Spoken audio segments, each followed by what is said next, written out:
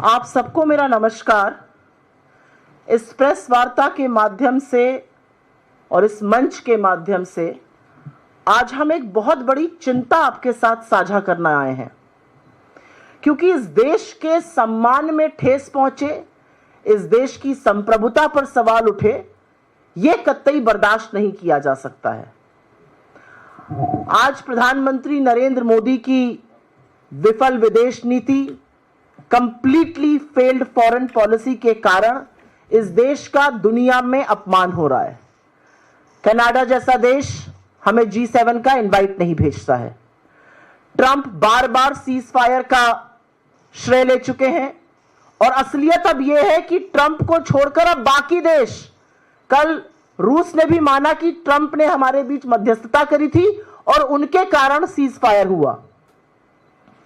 यह भी सच है कि हम दुनिया में अलग थलग पड़ गए हैं और हमारे जो सदाबहार दोस्त हैं, जिसको all weather friend and allies कहा जाता था, वो हमसे किनारा कर रहे हैं और बड़े बड़े देश आज हमारे दुश्मन मुल्क के खेमे में खड़े हुए नजर आ रहे हैं। असली बात यह है कि जिस पाकिस्तान को हमने टोटली दरकिनार कर दिया था, वो आज धड़ल्ले से हीरो बना घूम रहा है। उसको विश्व के तमाम मल्टीलैटरल एजेंसीज में प्रतिनिधित्व का मौका मिल रहा है, वो संयुक्त राष्ट्र में कमिटियों का चेयरपर्सन बन रहा है। असलियत यह है कि उसको मल्टीलैटरल एजेंसीज एक के बाद एक आर्थिक सहायता दे रही हैं और हम कुछ नहीं कर पा रहे हैं। आज के दिन प्रधानमंत्री नरेंद्र मोदी कश्मीर गए हैं। यह अलग बात है कि वो पिछले 45 दिनों में उन्होंने एक बार भी कश्मीर की ओर झांका तक नहीं। अब फीता काटने वो कश्मीर पहुंचे, लेकिन जब वो वहां पर भाषण देंगे तो इस देश के मन में बहुत सारे सवाल हैं और उन सवालों को उठाना हमारा काम है, क्योंकि यह वाकई में एक दुखद बात है कि 11 साल सत्ता में रहने के बाद, 90 से ज्यादा देशों की सैर करने के बाद, हमारी विफल विदेश नीति के चलते हमें हासिल कुछ भी ठोस नहीं हुआ है। कूटनीति या डिप्लोमेसी या फॉरेन पॉलिसी जिसको कहते हैं, इसका मतलब लाल लाल आंखें डालकर लेजर की रील बनाना नहीं होता है। कूटनीति का मतलब होता है कि आप विश्व में भारत का हित सर्वोपरि रखिए। कूटनीति निरंतर होती है, ये खोखले दावे नहीं होते हैं। अगर विदेश नीति विफल ना रही होती तो मुझे यह कहने में कोई भी संशय नहीं है कि इस दुनिया के तमाम मुल्क हमारे साथ मुस्तैदी से एकजुट होकर खड़े रहते, लेकिन ऐसा नहीं हो रहा है और उसके तमाम एग्जाम्पल्स हैं जो अभी आपको मैं बता देती हूं। लेकिन आगे बढ़ने से पहले कुछ एक है जो आप सुन लीजिए और उसके बाद हम चर्चा करेंगे। Please play the video.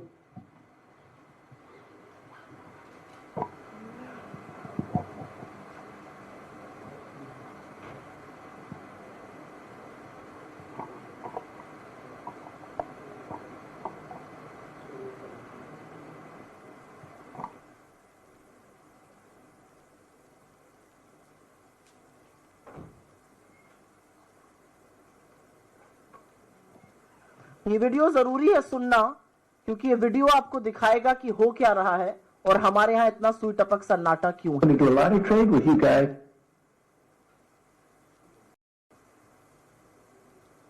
शुरू से प्ले करिए।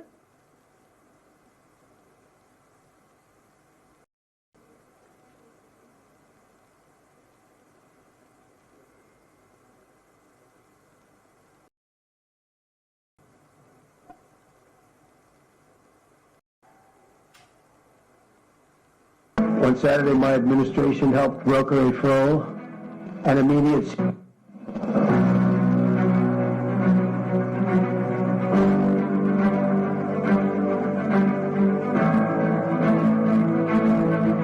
On Saturday, my administration helped broker a full and immediate ceasefire, I think a permanent one, between India and Pakistan. I said, come on, we're going to do a lot of trade with you guys.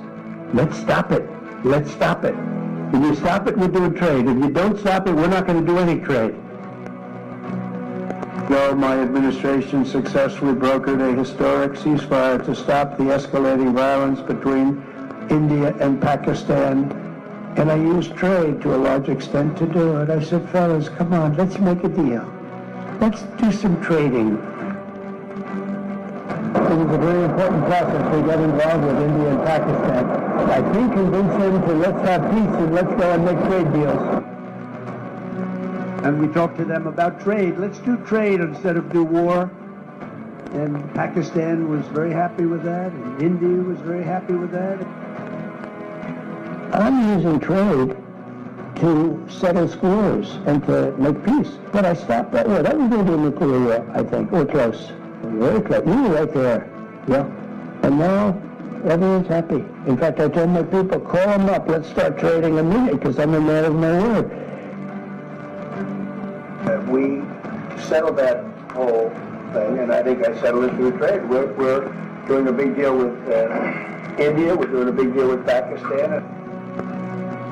We stopped India and Pakistan from fighting. I believe that could have turned out into a nuclear disaster. And I want to thank the leaders of India, the leaders of Pakistan, and I want to thank my people also. We talk trade. We're dealing with India, we're dealing with Pakistan, and we were able to stop potentially a nuclear war through trade. And, you know, I'm very proud of the fact that with India and Pakistan, I was able to stop that. क्या आप लोगों ने गिना? एक नहीं, दो नहीं, 9 बार video पर और 2 बार ट्वीट कर अमेरिकी राष्ट्रपति डोनाल्ड ट्रंप ने न सिर्फ सीज फायर का श्रेय लिया है, जो कि हमारी संप्रभुता पर खतरा है, बल्कि उन्होंने यह भी बार बार कहा है कि मैंने व्यापार के नाते, मैंने ट्रेड के चलते सीज फायर कराया। कल रात को उन्होंने यह बात फिर से कही है। पर इस पर हमारे सिंदूर के सौदागर चुप रहते हैं। हमारे सिंदूर के सौदागर से एक शब्द नहीं निकलता है। सुई टपक सन्नाटा है। प्रधानमंत्री हर चीज पर बात करने को तैयार है, बदकही छाटने को तैयार है, लेकिन ट्रंप के इन 11 वक्तव्यों पर, जहां पर वो बार बार कह रहे हैं कि मैंने सीज फायर कराया है और अब यह बात रूस भी कह रहा है, उस पर मोदी जी कुछ नहीं बोलते हैं। और मैं क्यों ना कहूं कि सिंदूर के सौदागर इस पर चुप हैं। हाल ही में, और यह कल एक और तथ्य सामने आया, हमारी विदेश नीति के इतने बड़े बड़े कीर्तिमान है अभी की एक लंबी फहरिस्त है। हाल ही में अमेरिकी राष्ट्रपति और रूस के राष्ट्रपति पुतिन की फोन पर बात हुई। कल क्रेमलिन से ऑफिशियल वक्तव्य आता है और उसमें कहा जाता है कि उस फोन की बातचीत जो 75 मिनट, सवा घंटे तक चली, उसमें इंडिया पाकिस्तान का जिक्र हुआ और उसमें श्रेय दिया जा रहा है। तो अब सिर्फ अमेरिका ये नहीं कह रहा है, रूस भी मान रहा है कि अमेरिका ने मध्यस्थता करके सीज फायर कराया। किसी को नहीं पता सीज फायर की क्या कंडीशन थी, किसी को नहीं पता सीज फायर क्यों कराया गया, किसी को नहीं पता हमारी सेना आक्रामक थी, उसके हाथ क्यों बांधे गए। और असलियत यह है कि सरेंडर प्रधानमंत्री की चुप्पी चीख चीख कर यह बयां कर रही है कि उन्होंने दबाव में आकर सीज फायर किया। उसके बाद कल डोनाल्ड ट्रंप जी ने लिखकर बताया कि उन्होंने 1.5 घंटे चीन से बात करी, ट्रेड पर चर्चा हुई, तमाम बातें हुई। उसके बाद दोनों मुल्कों ने एक दूसरे को आमंत्रित किया, और सही भी है, आमंत्रण से ही जाना चाहिए। बिना आमंत्रण के कहीं पहुंच जाओ तो कोई आपको लेने ही नहीं आता। गए तो थे मोदी जी अभी थोड़े दिनों पहले, उसी दिन 4 लोगों को दरवाजे तक लेने ट्रंप आए थे, मोदी जी को लेने नहीं आए थे। ये असलियत है कि ये देख के दुख होता है हमारे प्रधानमंत्री के बारे में।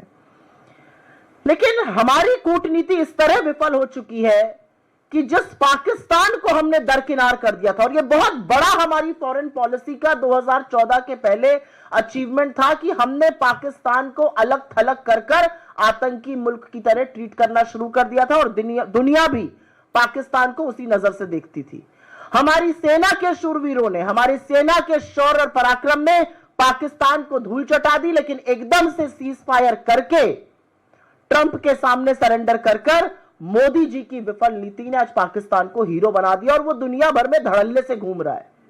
असलियत यह है कि आप IMF के $3 बिलियन से ज्यादा की एड को ना रुकवा पाए और ना एक भी मुल्क को अपने साथ इसके विरोध में खड़ा कर पाए। 1 जून को मोदी जी ADB के प्रमुख से मिलते हैं, 3 जून को ADB $800 मिलियन पाकिस्तान को दे देता है। हम बड़ी बड़ी बातें हाँकते हैं वर्ल्ड बैंक के सामने, हम वर्ल्ड बैंक का ब्यौरा दिखाते हैं। वर्ल्ड बैंक पाकिस्तान को $40 बिलियन वहां पर निवेश करने जा रहा है, हम कुछ नहीं कर पा रहे हैं। पाकिस्तान संयुक्त राष्ट्र की उस समिति का उपाध्यक्ष बना है जो काउंटर टेररिज्म पर है। आतंकवाद के विरोध में जो समिति बनी है उसमें आतंकी मुल्क पाकिस्तान उपाध्यक्ष बनाए और हम कुछ नहीं कर पा रहे हैं। बिल्ली अब दूध की रखवाली करने जा रही है, लेकिन हम चुप हैं, हम कुछ नहीं कर पा रहे हैं। पाकिस्तान के बिलावल भुट्टो, उनको शादी ब्याह में नाचने के बाद फुर्सत मिली है तो वो अमेरिका जाकर संयुक्त राष्ट्र में खड़े होकर 45 मिनट तक भारत के खिलाफ जहर उगल रहे हैं। उनके लिए लाल कालीन बिछा रहा है अमेरिका। तो सवाल इस बात का है कि जब 27 तारीख को हमारा डेलीगेशन कुवैत पहुंचता है और वहां पर अपना पक्ष रखता है, तो कुवैत 28 तारीख को पाकिस्तान पर 19 साल के लगे वीजा प्रतिबंध को क्यों हटा देता है? और आज बड़े बड़े देश पाकिस्तान के साथ खड़े हुए उनके खेमे में क्यों नजर आ रहे हैं? असलियत यह है कि रूस ने हमारे बारे में अभी तक एक भी बोल्ड वक्तव्य नहीं दिया। असलियत यह है कि पाकिस्तान दुनिया भर में जा रहा है, उसको लाल कालीन, एक रेड कारपेट वेलकम मिल रहा है। वो पाकिस्तान जो अलग थलग पड़ा था आज मेन स्ट्रीम में आ गया है। असलियत यह है कि अमेरिकी राष्ट्रपति पाकिस्तान के नेता को भी महान बता रहे हैं, उस आतंकी मुल्क के नेता को जहां पर हाफिज सईद, जहां पर मसूद अजहर, जहां पर दाऊद इब्राहिम, जहां पर उनका उसामा बिन लादेन मिला था। वो आज महान देश हो गया है और पाकिस्तान और हिंदुस्तान का नाम एक ही सांस में ले रहे हैं, हमारे समकक्ष लाके हमारी बराबरी में लाकर खड़ा कर रहे हैं। हम उस पर कोई प्रतिकार नहीं कर पा रहे हैं। हमारा सबसे बड़ा फॉरेन पॉलिसी का यह क्लेम था 2014 के पहले कि हमने हाइफनेट कर दिया था, हिंदुस्तान और पाकिस्तान का नाम कोई एक साथ ले ही नहीं सकता था। आज वो डिहाइफनेशन हो चुका है। अमेरिका टर्की से $300 मिलियन की डील कर रहा है, वो टर्की जो पाकिस्तान को हमारे खिलाफ असलहे दे रहा था। हम कुछ नहीं कर पा रहे, हमारी विदेश नीति बिल्कुल चुप बैठी है। हमारा सदाबहार मित्र ऑल वेदर एलाय रूस हमारे बारे में तो कोई ठोस वक्तव्य नहीं दे रहा है, न पाकिस्तान की निंदा कर रहा है, बल्कि पाकिस्तान से $2.5 बिलियन की एक डील करके उनके पावर प्लांट्स को रेजरेक्ट करने जा रहा है। और चीन के बारे में तो क्या ही कहा जाए, वो तो पाकिस्तान का ऐसा हम प्याला हम निवाला हुआ पड़ा। और इसके बारे में चेतावनी सबसे पहले नेता विपक्ष राहुल गांधी जी ने सालों पहले देश के सदन में दी थी कि पाकिस्तान और चीन को एक साथ आने से किसी भी कीमत पर रोकना है, यह घातक होगा। हमारी विदेश नीति का एक और कीर्तिमान है जिसका मैंने जिक्र किया था अभी थोड़ी देर पहले। कनाडा जैसा देश हमें G7 का इनवाइट नहीं भेजता है। असलियत यह है कि हम अपने आप को वर्ल्ड की 4th लार्जेस्ट इकोनॉमी कह रहे हैं, हम अपने आप को फास्टेस्ट ग्रोइंग इकोनॉमी कह रहे हैं। यह अलग बात है कि सरकार के खुद के आर्थिक सलाहकार इस पर सवाल उठा रहे हैं, लेकिन कनाडा जैसा देश हमें G7 की इनवाइट नहीं भेजता है। वही कनाडा जहां पर मुझे याद है 2010 में राष्ट्रपति बराक ओबामा ने डॉक्टर मनमोहन सिंह के लिए G20 समिट में कहा था, when the Prime Minister of India Dr. Manmohan Singh speaks, the world listens। जब मनमोहन सिंह बोलते हैं तो दुनिया उनकी बात सुनती है। यह बात कनाडा के सॉइल पर कही गई थी और आज वो कनाडा की हिमाकत है कि हमें G7 का न्योता आमंत्रण नहीं भेज रहा है। और अंत में मुझे एक बात का बहुत दुख है और यह दुख मैं आपके साथ जरूर साझा करना चाहती हूं। हमारी विदेश नीति की सबसे बड़ी विफलता यह है कि हमने बड़े बड़े डेलीगेशंस बनाए, हमने वो बड़े बड़े डेलीगेशंस दुनिया के कोने कोने में भेजे अपनी बात को पहुंचाने के लिए, लेकिन हमारा विदेश मंत्रालय उन डेलीगेशंस की मुलाकात ना राष्ट्राध्यक्षों से करा पाया, ना प्रभावी ओपिनियन मेकर से करा पाया। वो लोग वहां पर गए, वहां पर वो हमारी ही एम्बेसी में भारतीय मूल के लोगों से मिल रहे हैं, वो अंडर सेक्रेटरीज से मिलके आए हैं, वो फॉर्मर मिनिस्टर्स से मिलके आए हैं, कुछ स्टेट मिनिस्टर्स से वो मिले हैं। तो आज सवाल इस बात का है कि वो म्यूजियम देखने गए, उन्होंने यूनेस्को की कुछ वर्ल्ड हेरिटेज साइट देखी, नोत्र-डेम का चर्च देखा, गाना बजाना हुआ, पुराने फिल्मी गाने गाए गए, बड़े बड़े डिनर हुए, खूब पिक्चरें खींची गई, लेकिन हमें मिला क्या? और यह हमारी विदेश नीति की विफलता है कि आपने अपने सांसदों को भेजा और उनको आप एक राष्ट्राध्यक्ष से नहीं मिला पाए। तो आज सवाल यह है, आपने उनको कितने राष्ट्राध्यक्षों से मिलाया? हमें क्या ठोस हासिल हुआ? कितने राष्ट्र जहां पर हमारी ये डेलीगेशंस, जहां पे हमारे सर्वदलीय मंडल गए थे, उन्होंने हमारे पक्ष में उतर के बयान दिया? कितने राष्ट्रों ने पाकिस्तान के आतंकियों को शरण देने की निंदा करी? कितने राष्ट्र आज खुल के हमारे साथ हैं?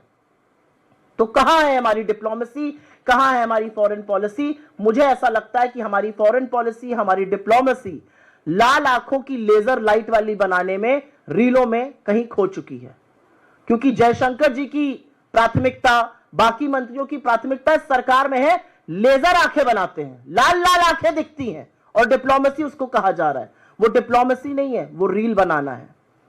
आज जब हमारे देश को सबसे ज्यादा जरूरत है कि विश्व के मजबूत राष्ट्र एकजुट होकर हमारे साथ खड़े हो, एक स्वर में पाकिस्तान के आतंकी होने की निंदा करें, पाकिस्तान जिस तरह से शरण देता है आतंकियों को, जिस तरह से पनाह देता है, जिस तरह से पाकिस्तान के यहां तमाम टेररिस्ट कैंप हमने ध्वस्त किए, उसकी निंदा करें, तो हम उसमें कहीं ना कहीं अलग थलग पड़े नजर आते हैं। और यह हमारी फॉरेन पॉलिसी का, यह हमारी कूटनीति का फेलियर है।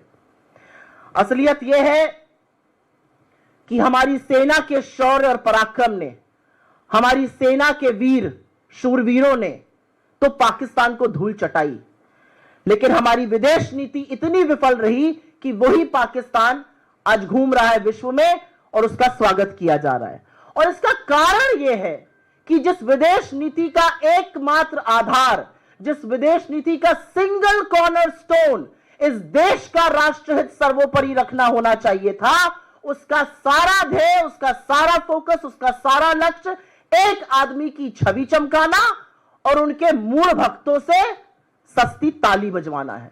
और इसलिए हमारी विदेश नीति विफल हो रही है। सवाल आज यह भी है कि क्या हमारी माताओं के साथ, हमारी बहनों के सिंदूर के साथ सौदा किया गया? क्योंकि 11 बार अगर अमेरिकी राष्ट्रपति यह बात कह रहे हैं और बार बार यह कहने के बाद अमेरिका अपने कोर्ट में लिखित हलफनामे में, एफिडेविट में दे रहे हैं कि हमने ऐसा किया, रूस यह मानने को अगर आज तैयार है, तो या तो सरकार खुलकर आए, नरेंद्र मोदी आज अपने भाषण में इसको गलत कहे, या हमें मानना पड़ेगा कि सिंदूर के सौदागर ने सिंदूर के साथ समझौता किया, सिंदूर का सौदा किया। एक और सवाल है, पप्पा ने वॉर रुकवा दी जैसे सस्ते डायलॉग का इसका खामियाजा भुगतना पड़ रहा है? क्या नरेंद्र मोदी की जिस एंगल में फोटो खींची जाती है जब वो विदेश जाते हैं कि लगे कि वो लीड कर रहे हैं और भक्त उसमें खुशी होकर ताली बजाते हैं, क्या इससे हमारे कुछ विदेशी मित्र नाराज हो गए हैं? क्या भारत पाकिस्तान के बीच में हम किसी तीसरे पक्ष को शामिल करने के लिए तैयार हो गए? क्या हम अभी भी शांत रहेंगे और बाकी राष्ट्र, अमेरिका जैसे देश कश्मीर को अंतरराष्ट्रीय मुद्दा बनाएंगे जो कि हमारा मुद्दा है, हम रिजॉल्व करेंगे? और हमेशा से हमारी पोजीशन रही है। यूएन, यूनाइटेड नेशन, संयुक्त राष्ट्र, आईएमएफ, एडीबी, वर्ल्ड बैंक, तमाम ऐसे मल्टीलैटरल इंस्टीट्यूशंस, तमाम ऐसी एजेंसीज जहां पर हमारी तूती बोलती थी, वो आज पाकिस्तान के लिए बाहें खोल कर खड़ा है। क्या हुआ हमारे प्रभाव को? क्या हम हुआ हमारी कूटनीति को? क्यों इतने निष्क्रिय हम पड़ गए कि हम उनके खिलाफ कुछ नहीं बोल पा रहे, उनके खिलाफ एक्शन नहीं ले पा रहे, हम रोक नहीं पा रहे उनके हीरो बनने को? सवाल यह भी है कि कनाडा ने हमें क्यों नहीं इनवाइट किया और यह किसकी विफलता कही जाएगी? सवाल यह भी है कि हमारे डेलीगेशन गए, हम अपने राष्ट्र के लिए कितना नैरेटिव बना पाए, क्या माहौल बनाकर हम वापस आए हैं? आज पाकिस्तान जैसे आतंकी मुल्क की बराबरी हमारे साथ की जा रही है, इसका जिम्मेदार कौन है? और अंत में एक सवाल तो पूछूंगी, बीजेपी वालों को बड़ी दिक्कत होती है अगर बड़के पप्पा ट्रंप को कुछ कह दो, वो हमारे लोगों को हथकड़ियां बांध के भेजे, बेड़िया बांध के भेजे। ये हमारी फॉरेन पॉलिसी का फेलियर है या इस पर भी चुप रहना होगा? आज प्रधानमंत्री, जैसा कि मैंने बताया, फीता काटने गए हैं। 45 दिन हो गए। 22 अप्रैल को 3 क्रूर आतंकवादियों ने 28 मासूम लोगों की जान ली थी और फिर जवाबी कार्रवाई में पाकिस्तान की शेलिंग में, गुरुद्वारे में, मदरसे में, मंदिर में 16 लोगों की शहादत पुंछ में हुई थी, जिसमें छोटे छोटे बच्चे शामिल हैं।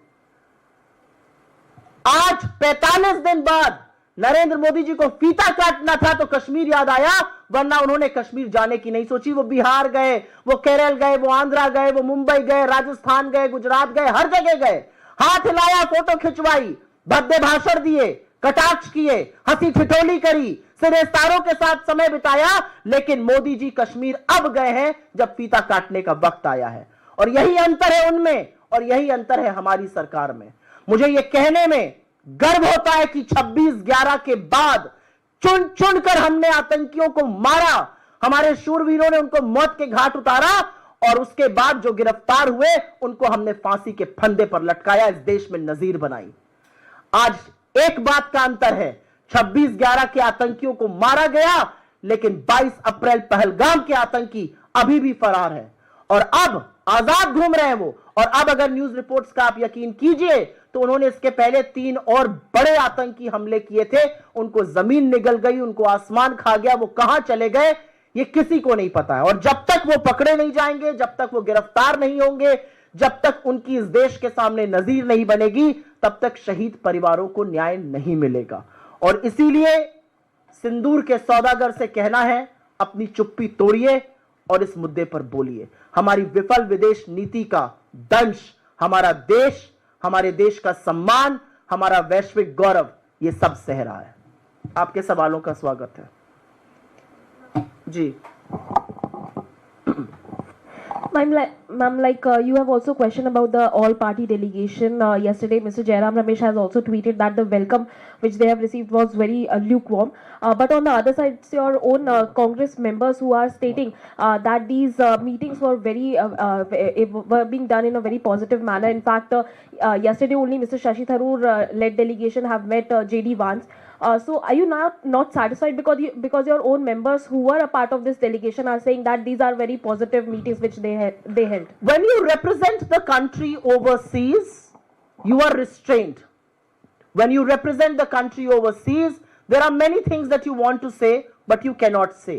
They may not be able to say it, but we certainly can. And we will question. What is the question we are raising? That these delegations went overseas. It is a complete failure of our foreign policy to not be able to get them a single meeting with people of consequence.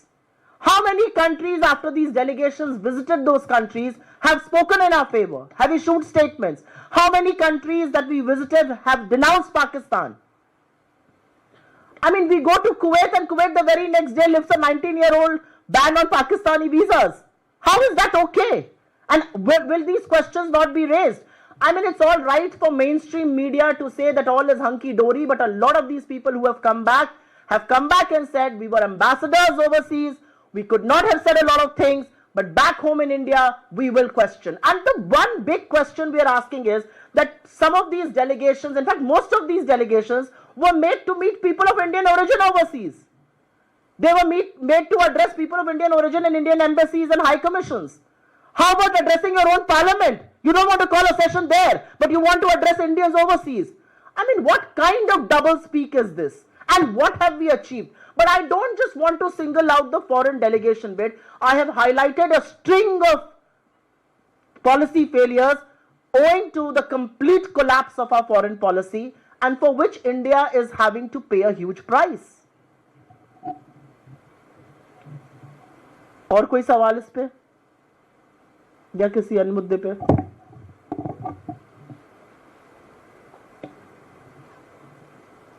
ठीक है, बहुत बहुत धन्यवाद आप लोगों का। इस बात को कवर करिए क्योंकि विदेश नीति का विफल होना हमारे देश के गौरव का, हमारे देश के सम्मान पर एक बहुत बड़ी ठेस है। आपका सवाल है? ओके, यहीं पे पूछ लीजिए। I am not going to do one on ones. मैं आज सुओ मोटो पर ही बोलूंगी, सिर्फ सुओ मोटो पर। अगर सुओ मोटो पर आपका सवाल है तो आप यहीं पे ले लीजिए। धन्यवाद बहुत बहुत।